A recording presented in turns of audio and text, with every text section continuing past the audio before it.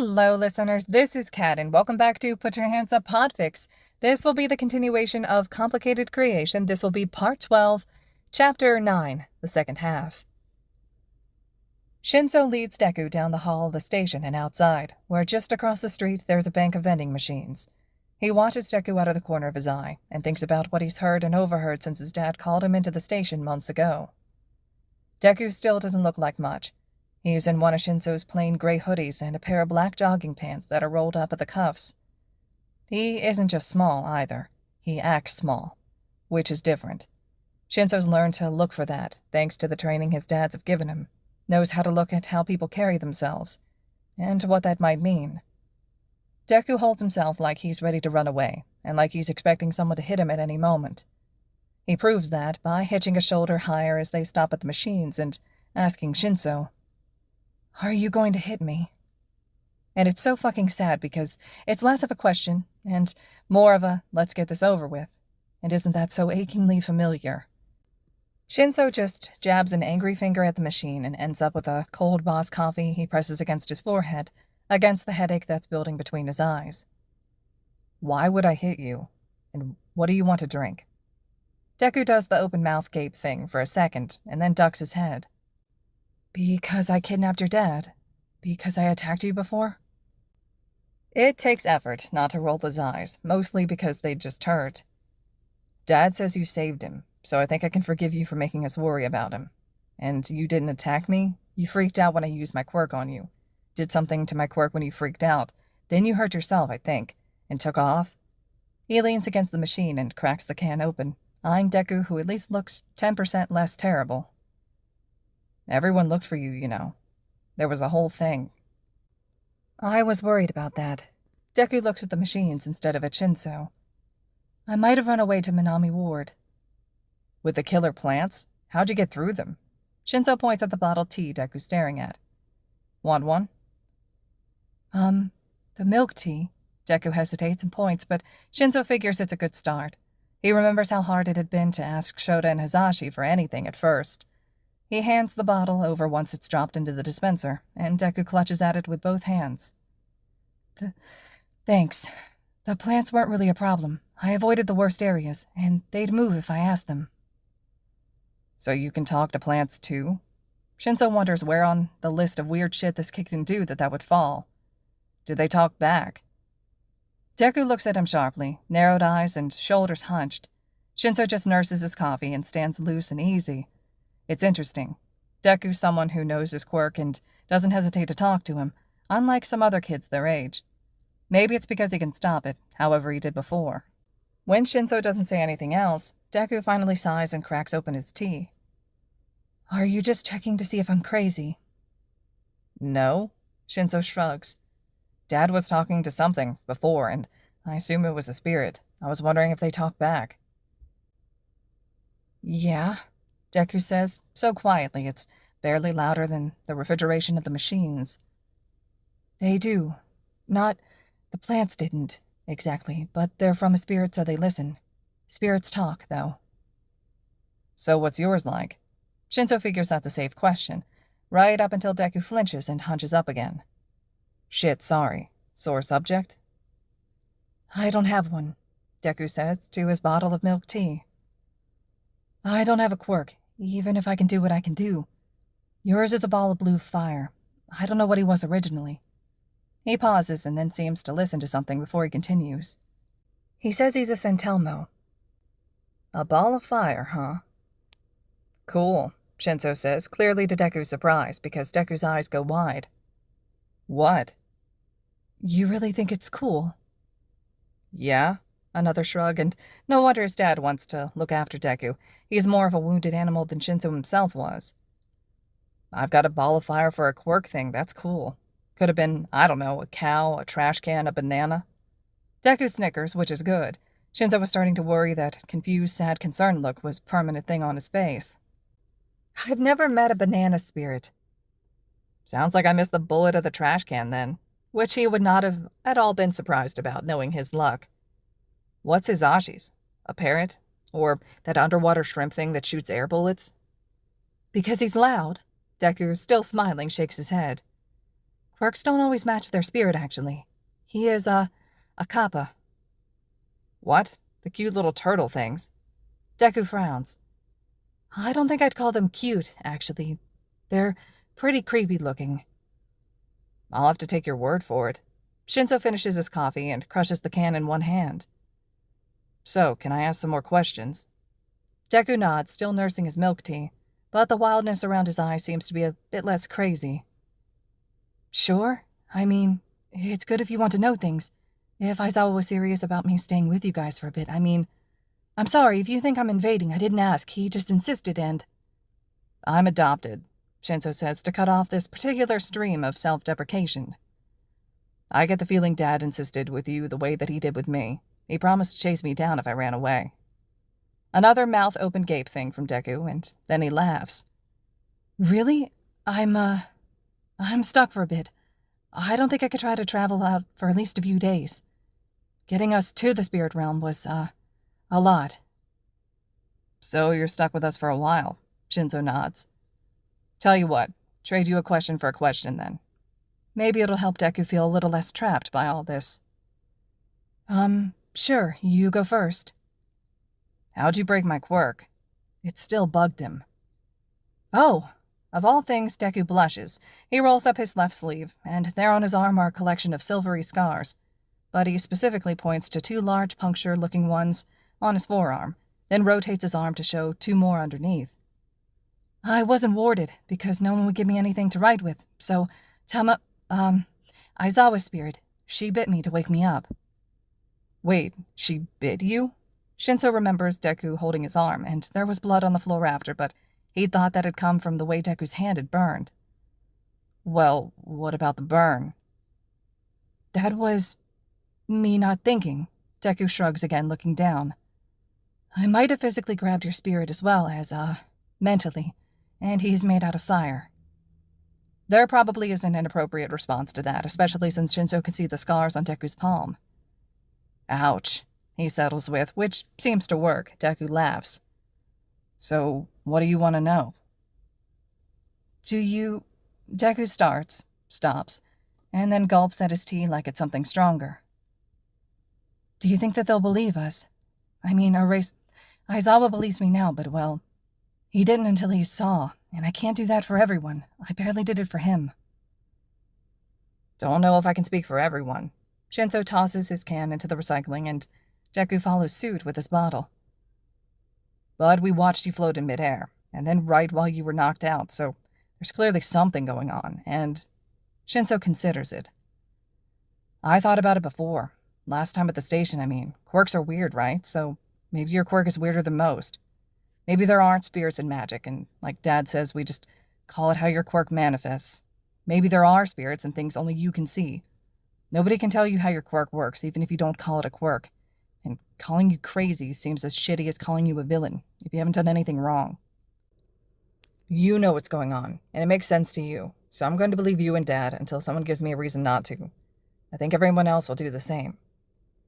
Deku shoves his hands in the pockets of his borrowed sweater, and Shinso recognizes that as well. He still does it, sometimes, when he feels too exposed and doesn't want anyone to see him clench his fists enough for the nails to dig in and hurt. Deku then scuffs the sidewalk with one ratty shoe, and Shinso watches him pull himself together. It's an entire process. Deku breathes in, then out, then in. Then his back straightens and he stands tall, blinking until his eyes are clear and determined, expression set into something fierce and steadfast.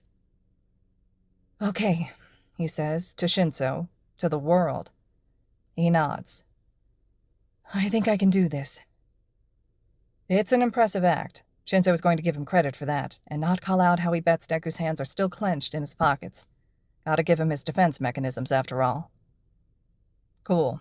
Let's head back and see just how bad your adventures went over with the detective. I don't think he's paid enough to be our liaison at this rate." Deku smiles at the description. "Can I ask another question?" he ventures as they head towards the station. "Shoot." "Why'd you, ask me out here, since it wasn't to punch me?" "Do people punch you a lot?" Shinso has to ask. Dad will want to know. "Not so much these days." Deku hunches his shoulders again, slightly. "But when I was younger, I think, My memory is a bit fuzzy in spots. Well, I'm not going to punch you, and neither will either of my dads. Hisaashi's the world's biggest pushover if you look at him sadly, and Shota's an expert in making you feel like you've been punched just by looking at you disappointedly, and maybe making you run laps until you puke, but you're not in class, so he won't do that, and he's otherwise really great. Which doesn't mean he's not going to end up running laps for Dad when he's being Aizawa-sensei, but that's later. Anyway, you look like you were about to panic and needed some air. I figured the adults could do their thing for a few minutes while we got some drinks. You didn't eat much for dinner. Thanks? Deku doesn't seem nearly as reassured as Shinso thinks he ought to be, but he's a nervous kid. He'll figure them out soon enough. He just needs to find Dad asleep with at least 3 cats on him, and it'll be obvious. He'd learned that when he'd been lost and fucked up and very nearly on his own. You could tell a lot about trusting a person, if their animals trusted them. The adults are all waiting for them, and it's somehow less scary after talking to Itoji. Izuku settles in and gives his version of events with everyone listening and no one calling him crazy. The detective just takes notes and frowns a lot, probably because everything he says reads as true.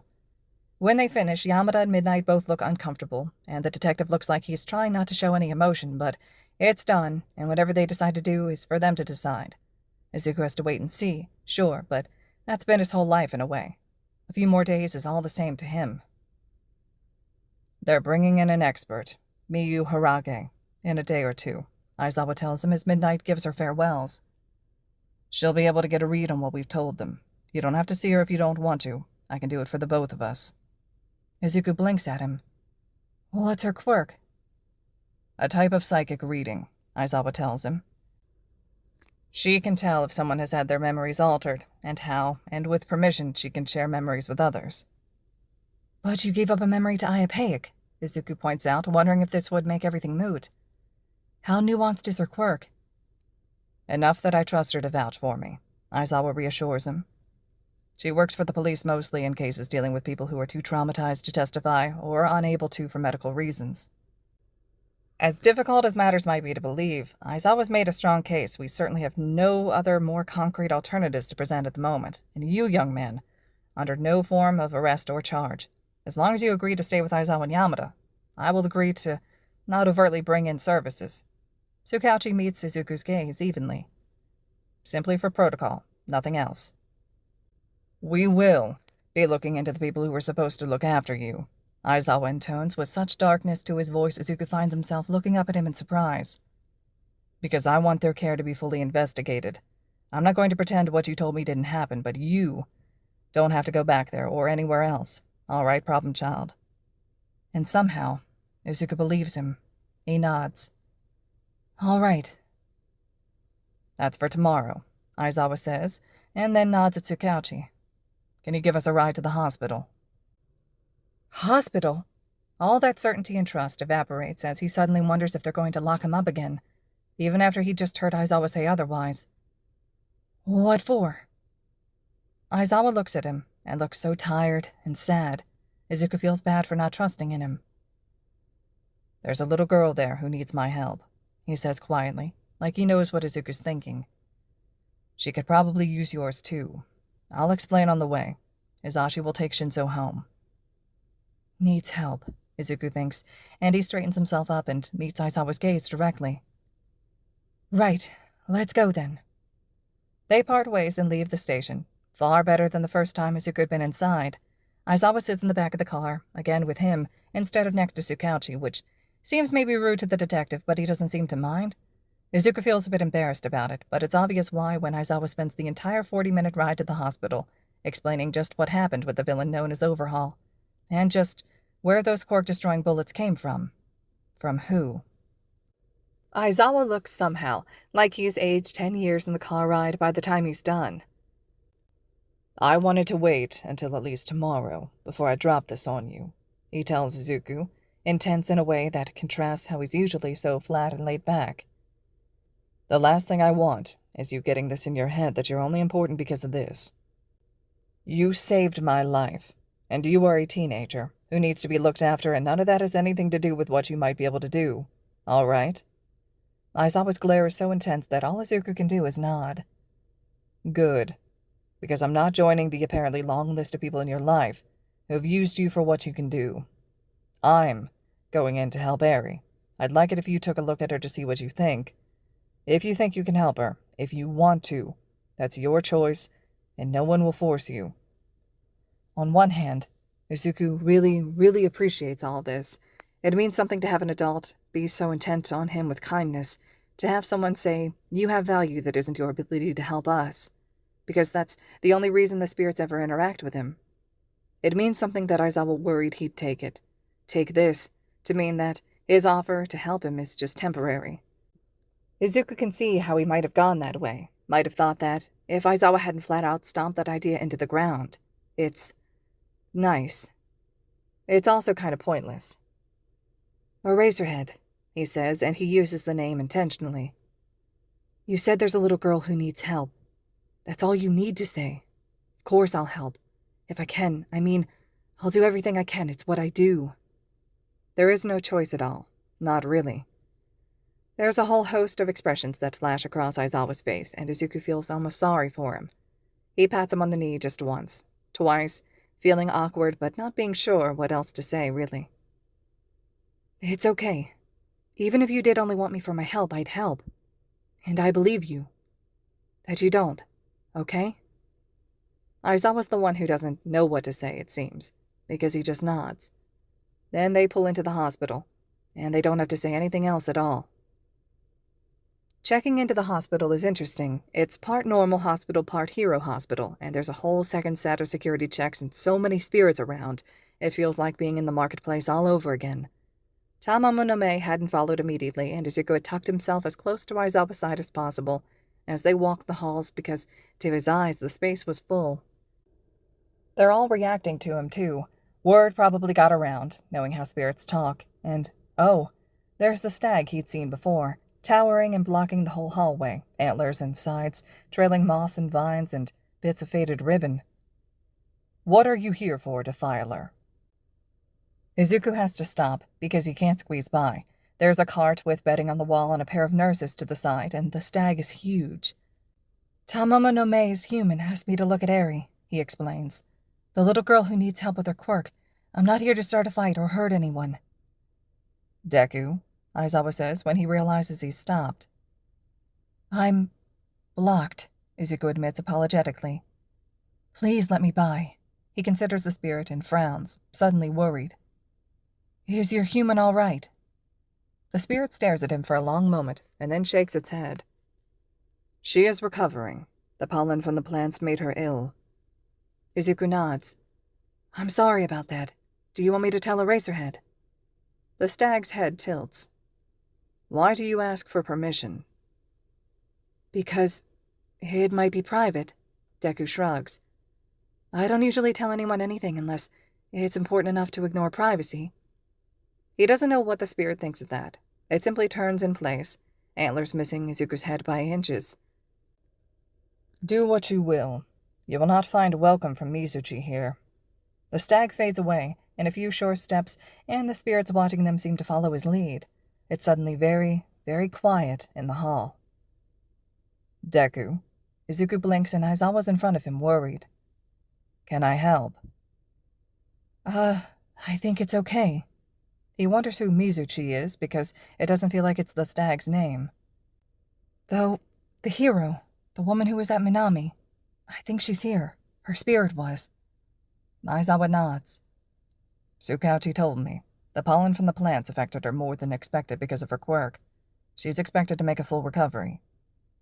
"That's good." Izuku feels bad for making them stop in the hallway. "She was nice. I'm glad she'll be all right. Let's keep going. I think her spirit just wanted to maybe check I wasn't here to make trouble or something." Aizawa nods and leads them on. The heroes have their own ward, and Eri is there instead of a children's ward because of her quirk. Hero wards are better set up to deal with destructive quirks that might get out of hand.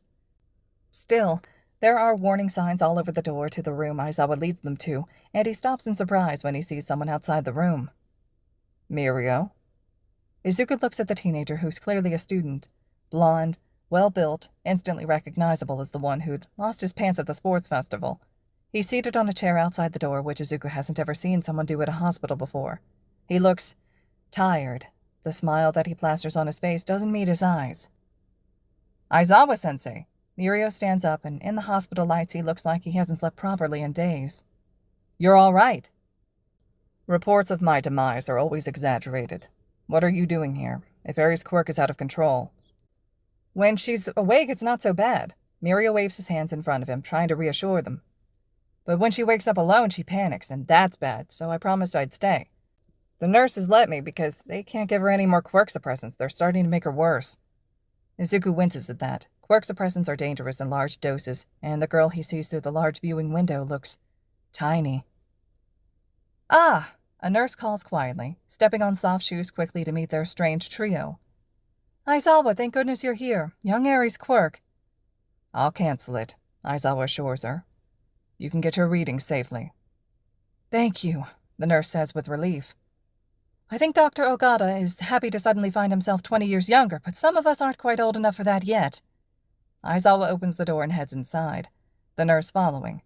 Mirio looks at Izuku for a moment, then brightens. His smile meets his eyes properly this time. Hey, wait! You're Deku, aren't you?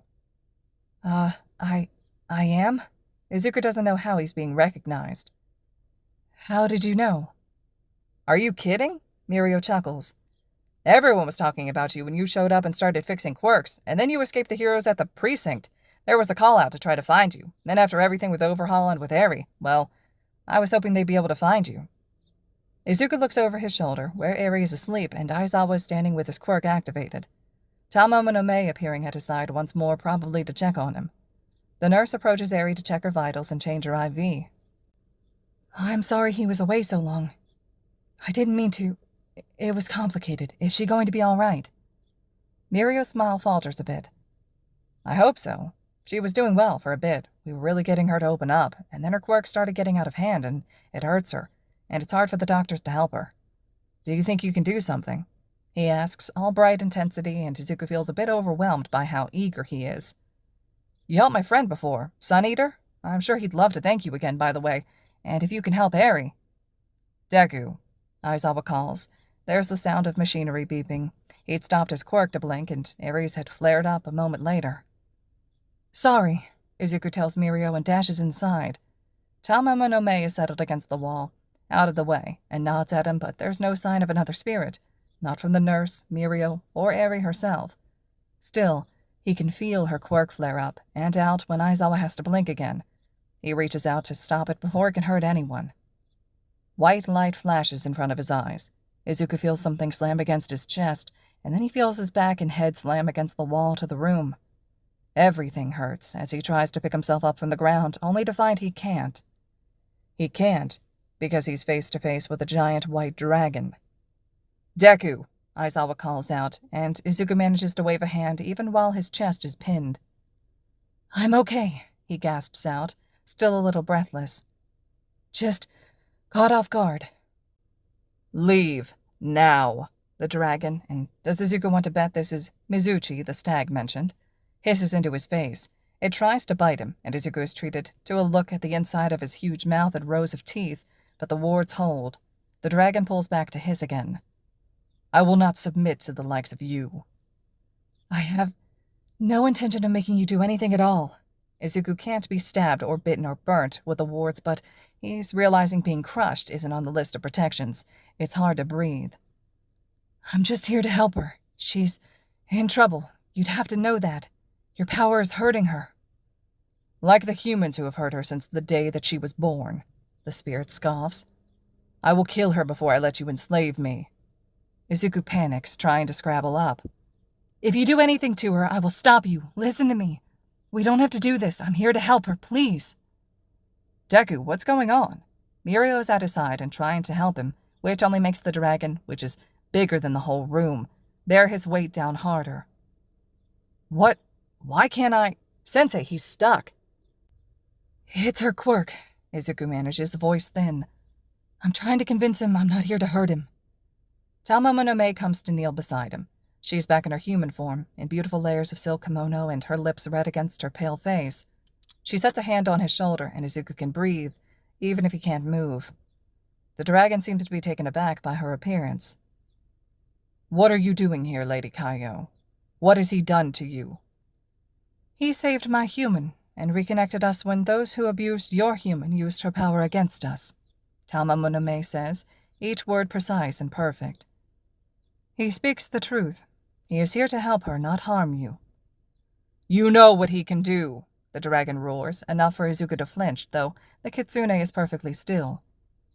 "You know what was done to Ryujin."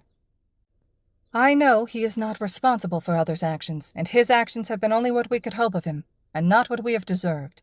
You know full well he could cast you off, and yet he does not. Why?" The pressure on his chest lightens slightly, and the dragon's long maw is back in Izuku's face, terrifying and huge, but it sounds almost put out, almost childlike when it asks, "Why do you not fight?" "Just because I can do something doesn't mean I should." Izuku tries to sit up, but the dragon still doesn't seem interested in letting go. "If you really, really force my hand, I'd do enough to get you to back off, but I'll never bind you. What I did when I was 8 years old was a mistake. I didn't know." The dragon huffs. Smoke curls from its nostrils, and the white scales along its body are pearlescent, the claw at the back of each toe looking like bands of polished silver. It's the most beautiful spirit Izuku's ever seen, and he's too overwhelmed to be properly terrified. Or maybe it's the threat to Eri that makes him keep his head. Either way, he meets the dragon's gaze, as it stares into him like it can read his soul. "I swear to you that I'm not going to do anything but fix her quirk. That won't affect you. The worst I could do is disconnect the two of you, I think, and even then your power would still return when she died. I can't sever you completely. I can just block her use of your power, and I'd only do that if she asked me to." "And I will vouch for him," Tama Muname says, elegant and ethereal. "You know me, Mizuchi. Would you insult me now?" The dragon considers them both for a moment, longer before it pulls away from Izuku and he can finally sit up. "Very well," he says, as though the words take great effort to say. "If Lady Kaio vouches for you, I will watch you closely, child. If I feel you even begin to reach for me, you will regret it." That's so obvious, Izuku just nods in agreement and lets Mirio help him up, feeling bad for the fact that this probably looks really, really weird to him. He staggers his way to the medical bed with help. The nurse looks just as uncomfortable as Mirio, but he guesses that Aizawa told her this was normal. Ha, normal. "Okay, that was a lot," he admits to Aizawa, who's looking like he expects answers. His chest feels like one big bruise, and so does his back, and he might actually have a concussion from hitting his head. "I'm just going to take a look now before anything else goes wrong, okay?" "Sit down," Aizawa tells him, and Izuku nods, but keeps to his feet for a moment longer. He takes Eri's bandaged arm and makes the quickest connection sigil in his life on the back of her hand, then his, and then just sits right where he is on the floor. The floor's as good as a seat as anything else, and her poor quirk feels awful this up close and personal. He feels Tama Muname move behind him and support him, which is a relief. Izuku doesn't try to think about holding himself up as he throws himself through the connection and into the pulsating, warped, and sickly power that is Eri. Izuku's been in dark oceans and fields of golden grass, in towers of books and endless mazes of roses and thorns. Everyone is different.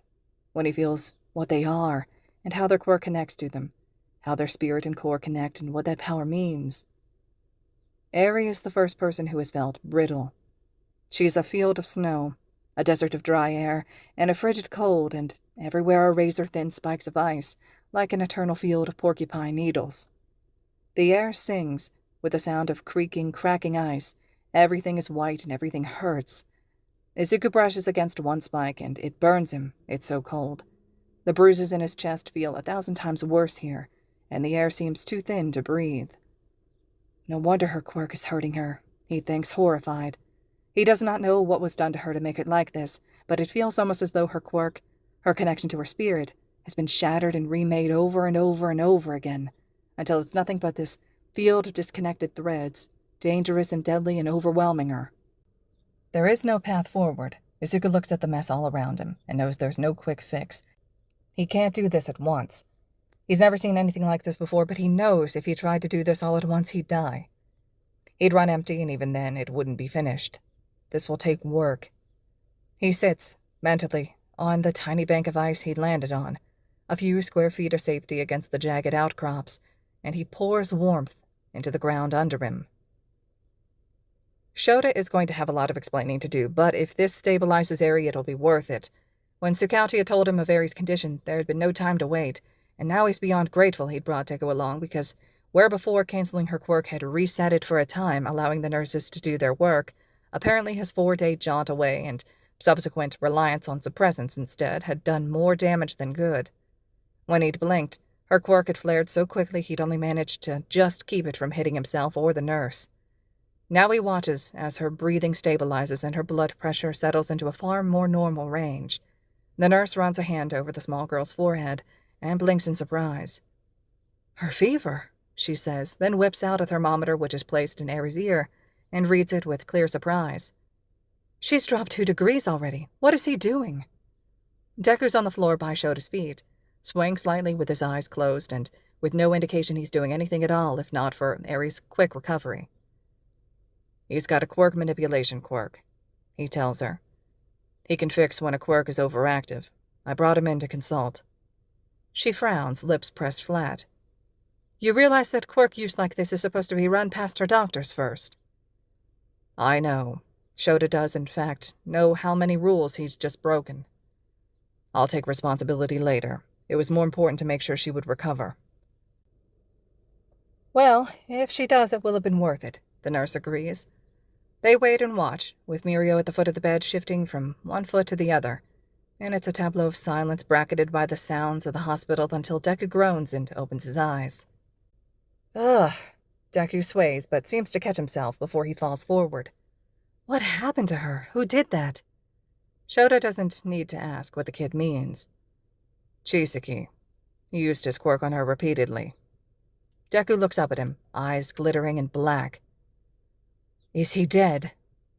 Taken aback, Shota actually considers his answer and wonders just what Deku might do if he didn't like it. Thankfully, it isn't going to be an issue. "Yes." "Good." Deku spits the word with a twisted grimace, then covers his face with his hands and grinds his palms into his eyes. I did my best. I can't fix her in one go, Aizawa. She's so damaged inside. Her quirk is in pieces. I've never seen or felt anything like it at all. It's bad. It's really bad." He blinks up, and the green has returned to his irises, which makes Aizawa almost doubt anything had changed before at all. "But I started. How is she?" "Better," Aizawa says. The nurse tisks. "I'm going to bring Dr. Ogata in to decide that," she tells the room. "None of you do anything else. That's an order." She leaves, and Aizawa leans down to help Deku up, the boy seemingly made of overcooked noodles. Mirio brings a chair forward, and they essentially pour him into it. "You okay, problem child?" Shota asks, worried about how shaky Deku seems. "Yeah, I am. I'm just used a lot to do that. I didn't know what else to do, but I didn't have a lot left. I just need to sleep." He cracks a giant yawn, and then looks at Mirio, looks past Mirio, and the yawn turns into an open-jawed stare as Deku looks at nothing, and then to Mirio, and then back to nothing, and then back to Mirio once more. "Why do you have All Might Spirit?" Deku asks, voice cracking on the last note and something far too close to hysteria. Aizawa looks to the ceiling and finds absolutely no answers there. Fuck. All right, listeners, this concludes Chapter 9 of Complicated Creation. Chapter 10 will be up next. There's just 3 more chapters to this fic, so I hope you all are still enjoying. Let me know your thoughts and reactions to everything so far. I really love this chapter a lot, so I'm eager to hear what you thought as well. And as always, thank you all so much for listening.